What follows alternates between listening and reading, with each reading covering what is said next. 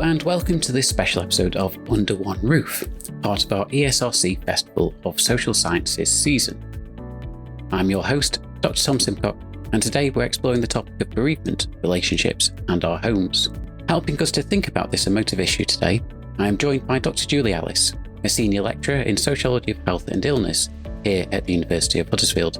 Julie has been involved with research on experiences of living with terminal illness, bereavement and loss, and she has a particular interest in how relationships are negotiated towards the end of life and into bereavement. This also includes relationships with material things that are important to us during our lifetime and in death, such as keepsakes, photographs, clothes, and perhaps one of our ultimate material possessions, our homes.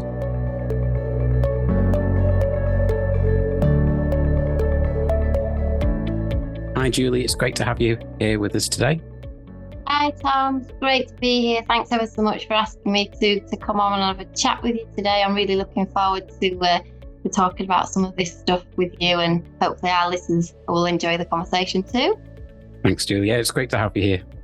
And to start us off, Julie, can you briefly introduce yourself and provide the audience with an overview of some of the research you've been involved in, which helps us to understand the significance of home in end-of-life and bereavement contexts?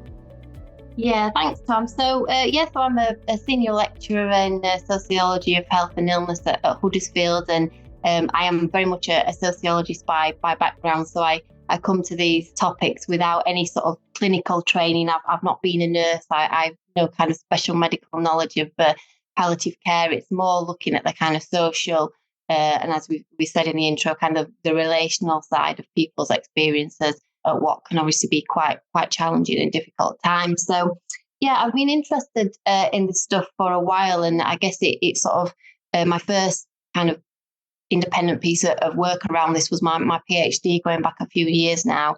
So that was looking at what it's like for families, how they do being families when somebody has got a terminal diagnosis. So looking at kind of day-to-day life and quite kind of mundane things, really. Start trying to think about the dying process as not always about extreme moments, but about things like, how do people still remember to put the bins out? What do they do?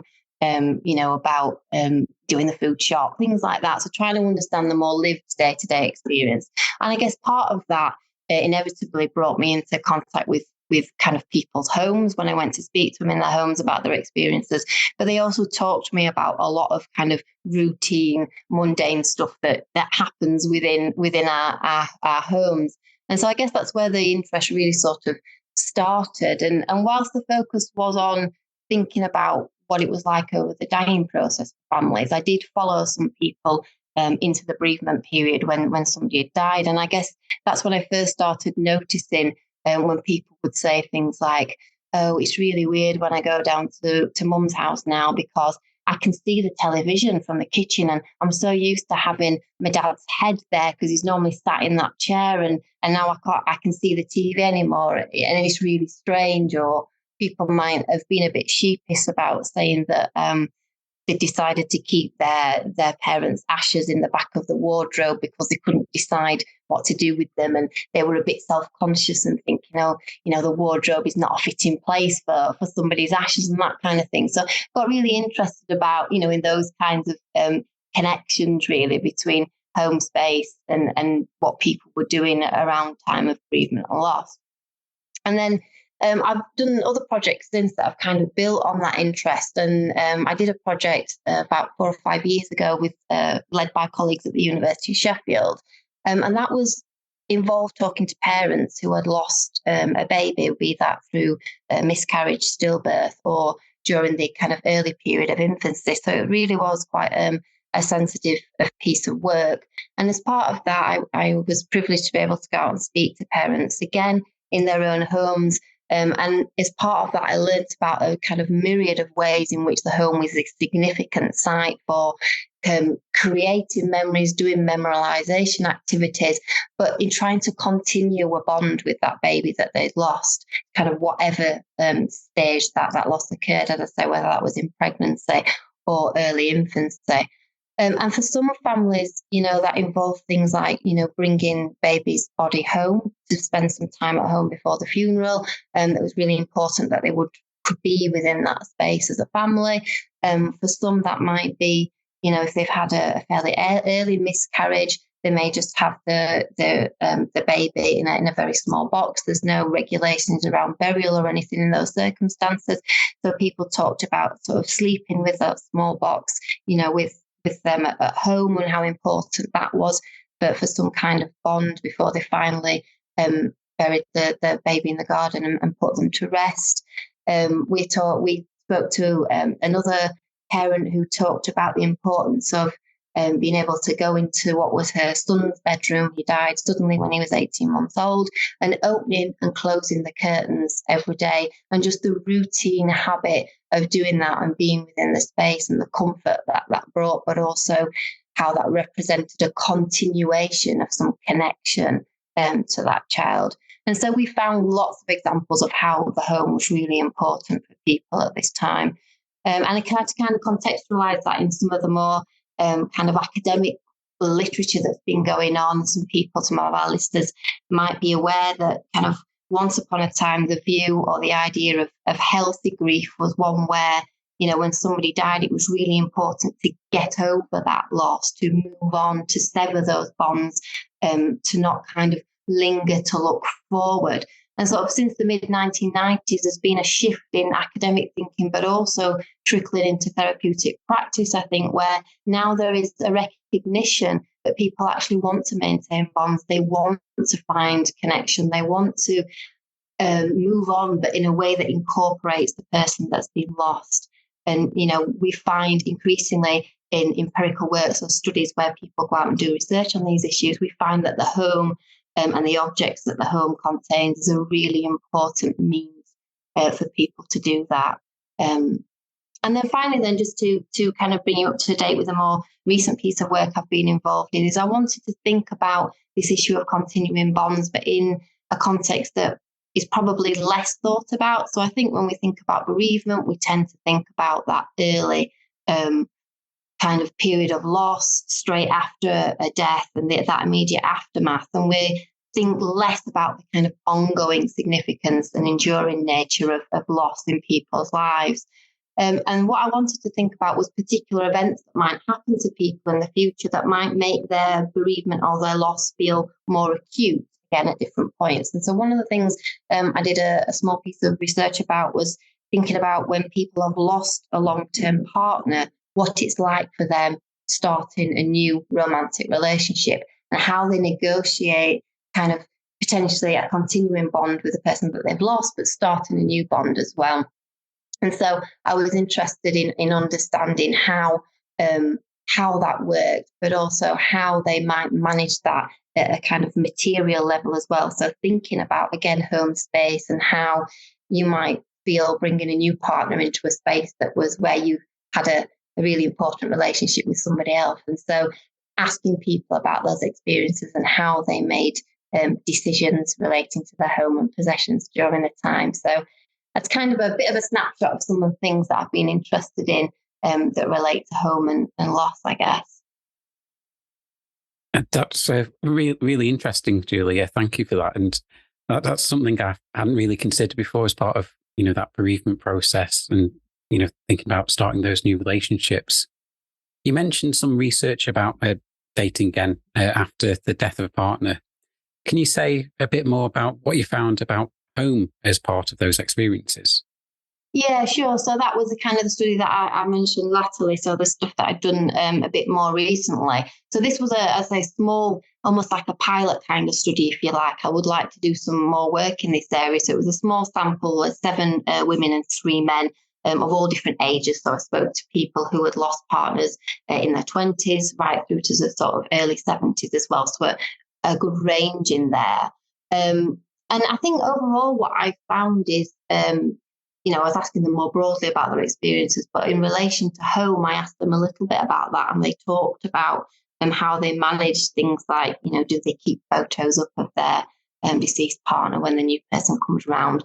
where might they put their possessions if they stay overnight and things like that. And I think on the whole, people found that negotiating the home space wasn't something that was too problematic. And I guess I was a little bit surprised about that. I was expecting people to say that maybe it was a little bit more tricky. But I think the majority found that they managed to negotiate this fairly well. And there were instances where people had talked about experiencing tensions with the family of the person who had died, so their partner's family. And I think we're perhaps more familiar with thinking about some of the issues and the financial fallout that can happen after somebody dies. So things about, access to a property that may not have been theirs, might have been their long-term partners, or what happens to possessions inside the home and things like that. So people talked about that, but not too much kind of conflict or kind of tension, bringing a new person, a new partner into their life and their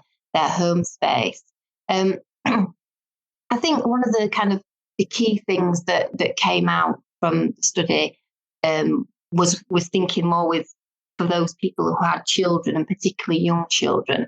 They were quite clear that they wanted to maintain a presence for the person that they had lost within the home. And it came across as like something that wasn't really up for discussion. It was that, that they would maintain that presence in the house, and that was really important. So I think one person talks about having, their family photos up, and that they would stay up when the new partner came round.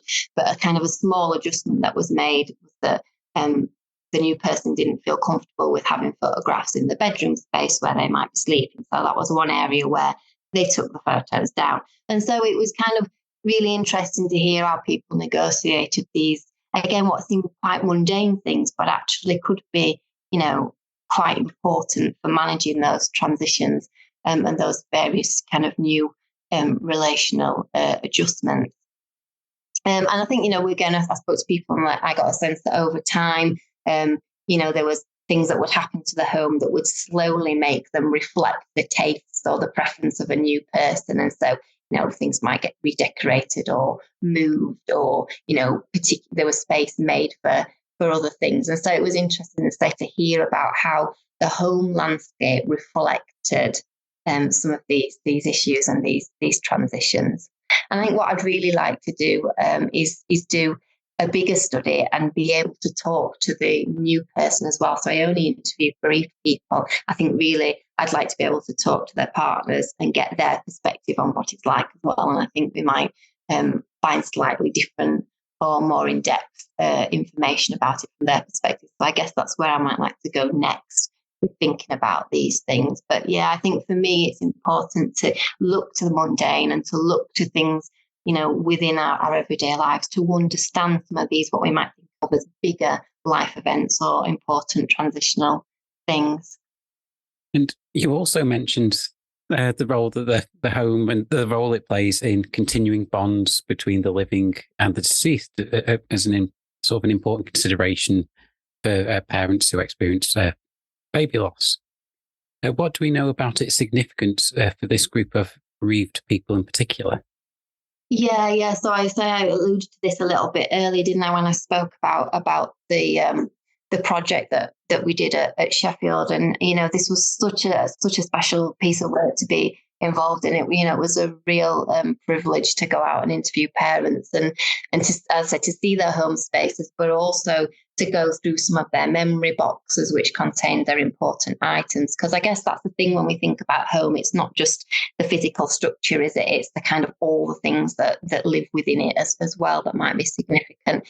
So, people were able to say to me, that this is our kind of corner of the garden that's dedicated to baby so-and-so, and every year this plant will grow, and it's, that sort of thing. So I could kind of see it for myself, which was really nice.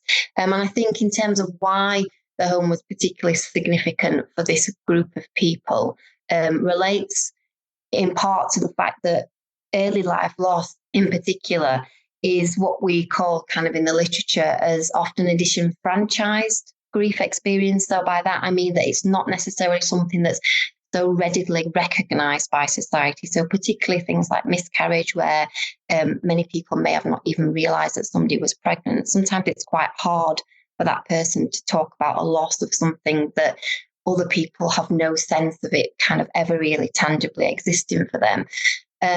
And so there is this sense that, baby loss is either not very recognised or is something that's particularly taboo and that we find difficult to talk about. And so I guess within kind of the sanctuary of one's own home, it's a space where people can be more expressive about that experience and kind of, have things like photographs on display that are visible and that are important to them, and then helps with some of that kind of maybe social silencing that they can feel. I think sometimes parents talk about feeling quite lonely with this particular kind of loss, and the fact that, family members may not have met the child, especially if this is a kind of a miscarriage situation. They themselves may not have physically been able to hold the child. They might have just seen them through a scan. So there's this, what the research in this area tells us is that material things, and the home I include as part of that. So kind of blankets, baby clothes, simply cards, a nursery that you might have made specially for that child. These take on great importance for many parents, not just because they are places to kind of think and to connect and to have memory, but also because they're a kind of material proof, if you like, that, these babies were real and that they existed. And the home, as I say, is a key place because it's where these precious items are often stored or displayed. But what's also important about the home as well, I think, and I might have mentioned it before when I talked about the everyday and the home being a site that's familiar, it's where a lot of our kind of habitual routines happen. So the opening and closing of curtains, they present opportunities for lots of different points of connection and for that thing around continuing bonds. So being able to not just remember in a kind of passive sense about what happened, but to create new ways in which to keep connecting.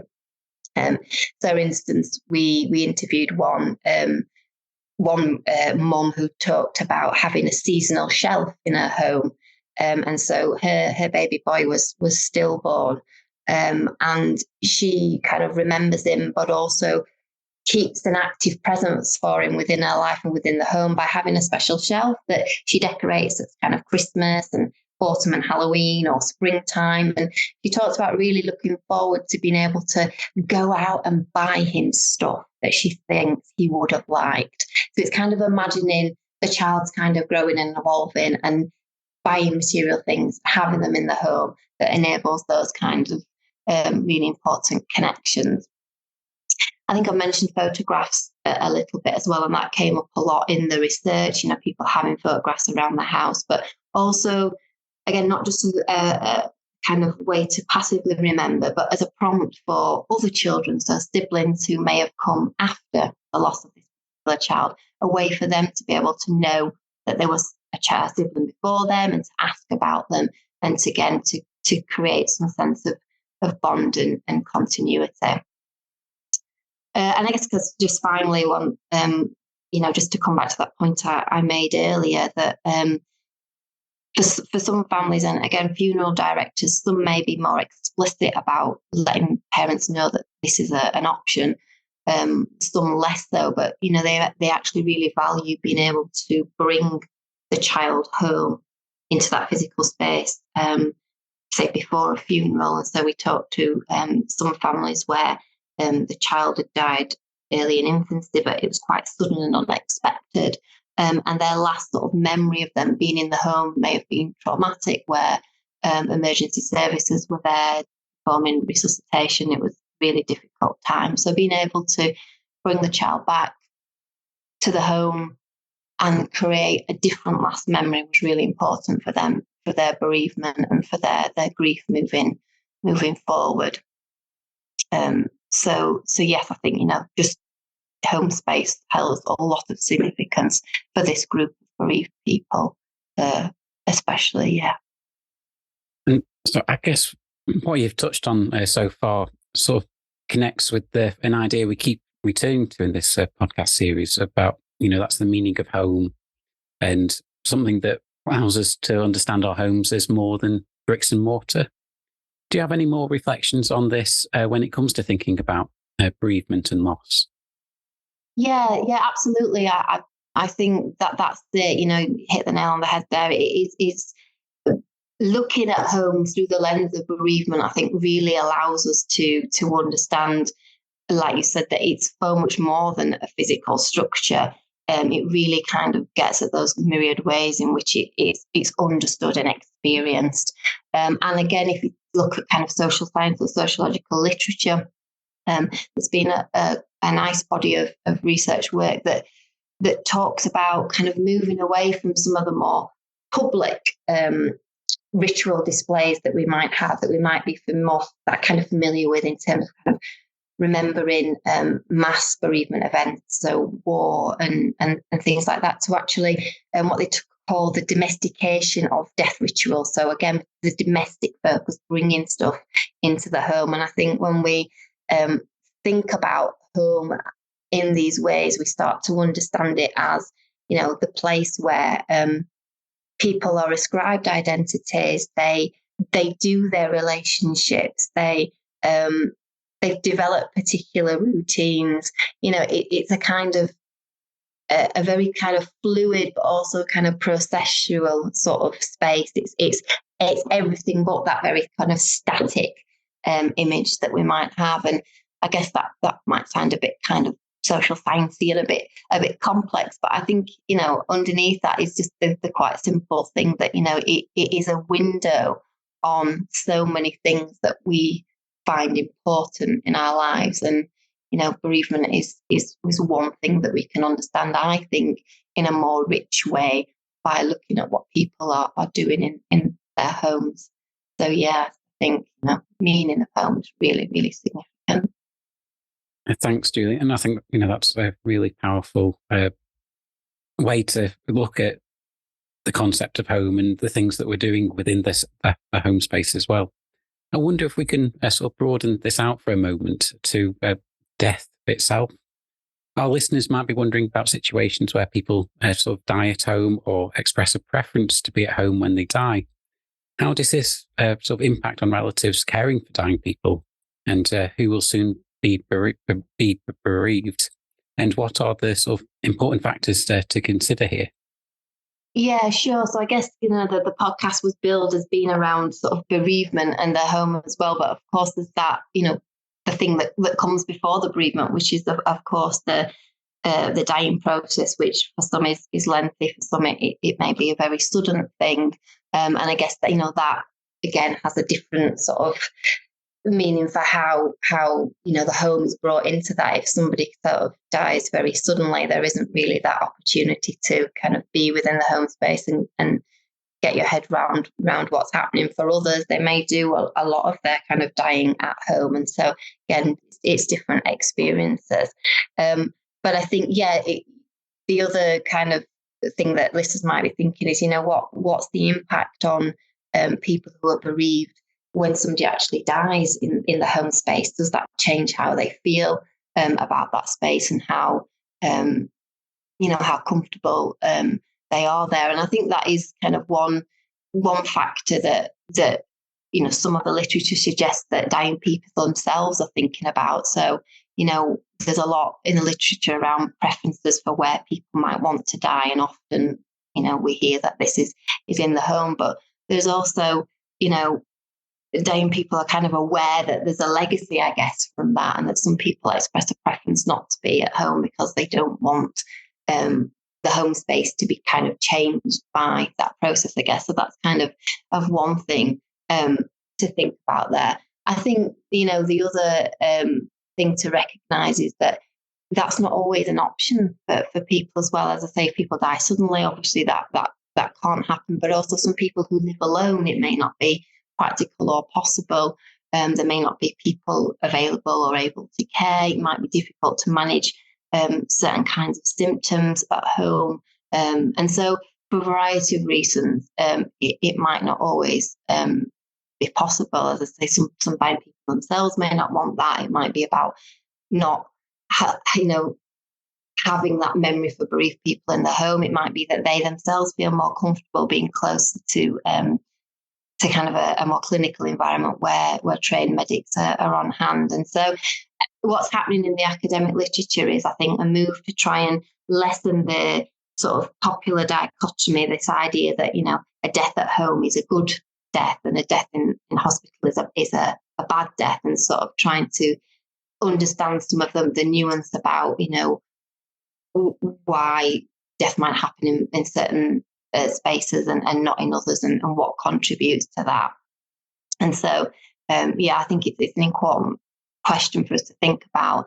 And it's, it is something that we know when we talk to bereaved people. There's various surveys that are done after somebody's died, and we try to understand what the dying process was like, but also ask about their experience now, now the person has gone. And people talk about the impact of not feeling that their relative had a good death, and sometimes that can be around not being able to have them at home to die, and kind of maybe feeling guilty about that, or feeling, and so it really is quite an emotive and tricky issue, and there's quite a lot to sort of think about there. And as I say, the literature is trying to understand more about kind of, as I say, being less, home is good, hospital is bad, and trying to unpick and untease these things a little bit more. I think, lots of important things to consider there. So a death at home might not always be sort of possible or even desirable, but it does seem to be a key concern for policymakers focusing on end-of-life issues. Why do you think it has this sort of enduring significance? Yeah, no, I think you're absolutely right, and I'm sure some of our listeners might have picked up on this as well, that, in end-of-life care policy and strategy, the idea that, dying in one's place of preference is often taken as a proxy for having a good death. And, that's often the aim, is to try and understand how we can die better, die well, or have, this idea of a good death, a good ending to our life. And it's almost, if you can state what your preference would be and you can have that is become almost a proxy measure for that experience. And, again, I think, quite familiar with the idea that, many people want to die at home, or they say that's what they want. And certainly, a key piece of end-of-life policy published way back in 2008, the end-of-life care strategy, this idea of having a home death, or a death in the place that one preferred, was a kind of key cornerstone of what they wanted to deliver. To kind of complicate that picture, though, there's more recent research evidence that suggests that actually, that statement that, most people want to die at home, there might be a bit more going on there. So the way in which people are asked, who's asked at what point in their life, the way that we deal with things like missing data in surveys and things, can sometimes skew that picture. So there's a sense that that kind of idea that it would be everybody's preference is a bit more complicated. But I think ultimately, it has this enduring significance, and we it's still used very much, a good home death as a proxy for, getting things right at the end of life. It's a very emotive idea, and it's also bound up with something else that societally we value, but I think we value and gets embedded in a lot of policy. And this is the idea of having choice, that somehow if people can have choice and autonomy, that this will ensure that their health experiences more broadly, but in this instance we're talking about end of life stuff, that this will be good.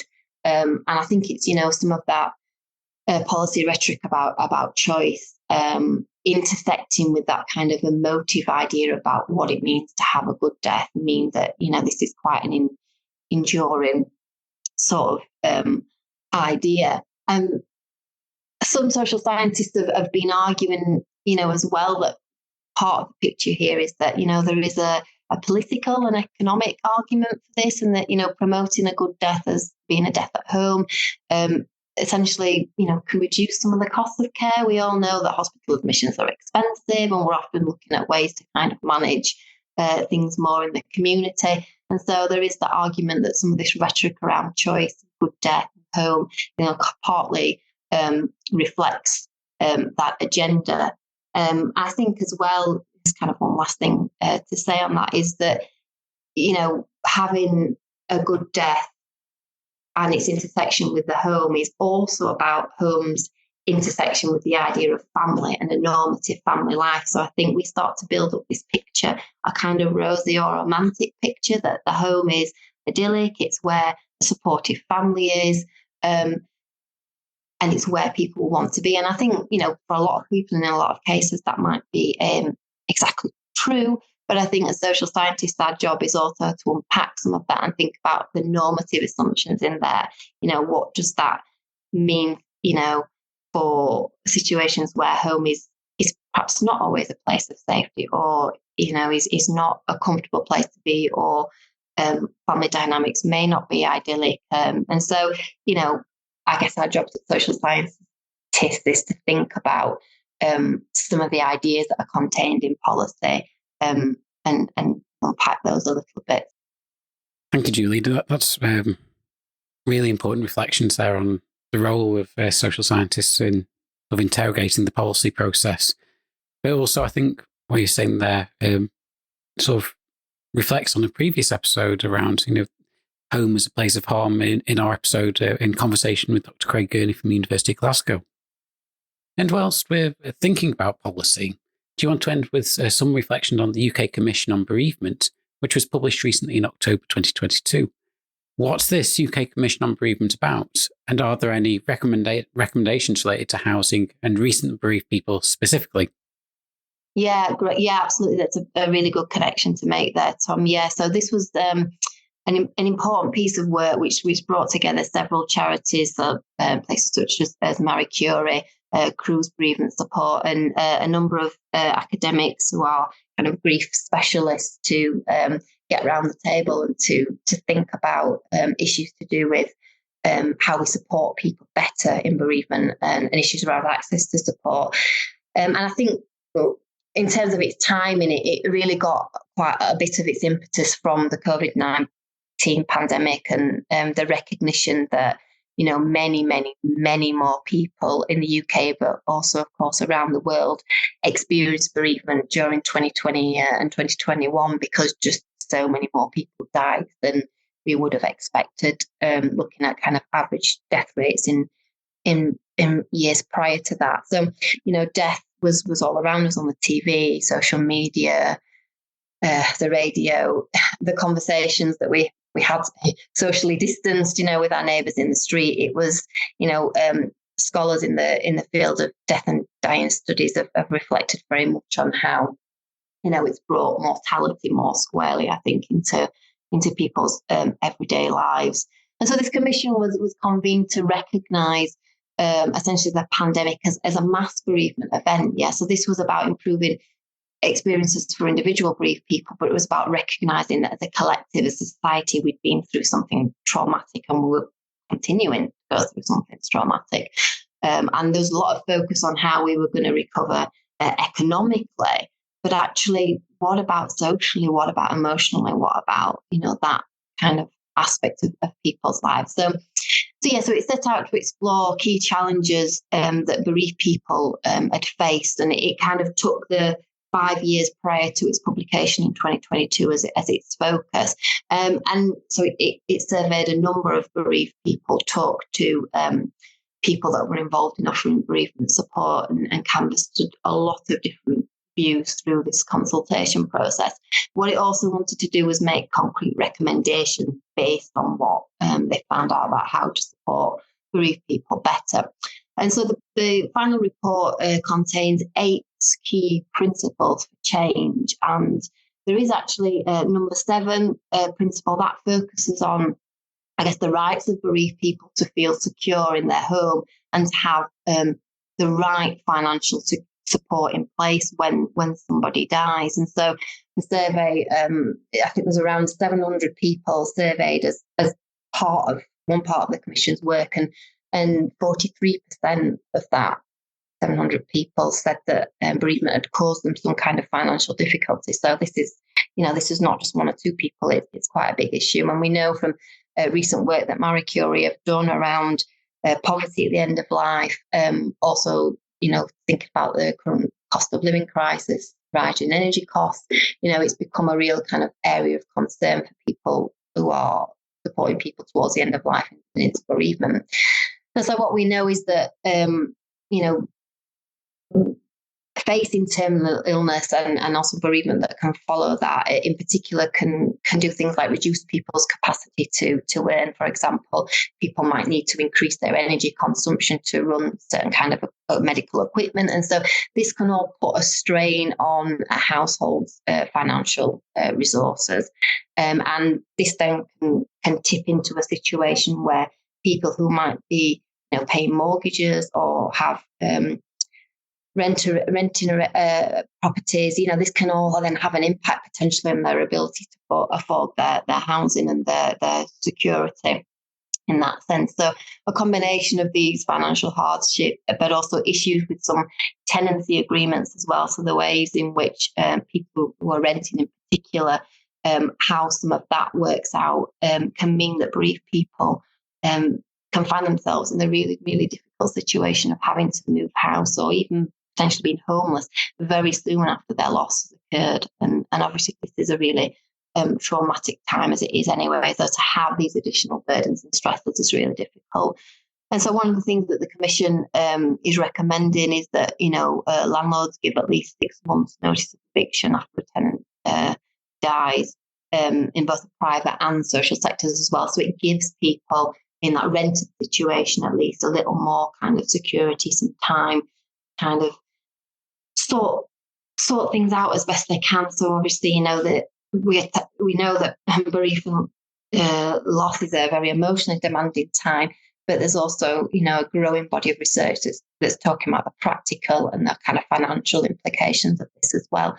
And so that was part of the Commission's work to spotlight that, and again for what we're talking about today, adds that different perspective in relation to homes and housing and loss. And I guess just to kind of finish, the one thing I suppose I could say is that, I've talked about the particular significance and the meaning of home for people who have been bereaved, and the fact that that space might be at threat is obviously kind of very difficult. So, yeah, fingers crossed that some progress in that area. Thank you, Julie. It's been a really sort of interesting conversation, and a topic that I don't think is regularly discussed in the sort of housing research sphere at all. And so I'd just like to say thank you to joining us on the podcast today. No, you're welcome. I really welcome the opportunity to come and chat with you. Thank you. Thank you, Julie. As we come to the end of this episode, I want to thank you, our listeners, for joining us for this conversation as we have delved into the intertwined worlds of housing, relationships, and bereavement. Our homes are more than just structures. They're spaces where we live out our connections with loved ones, both living and departed. We've explored how our homes can offer comfort and challenges during times of loss, reaffirming that housing is a deeply emotional and social matter.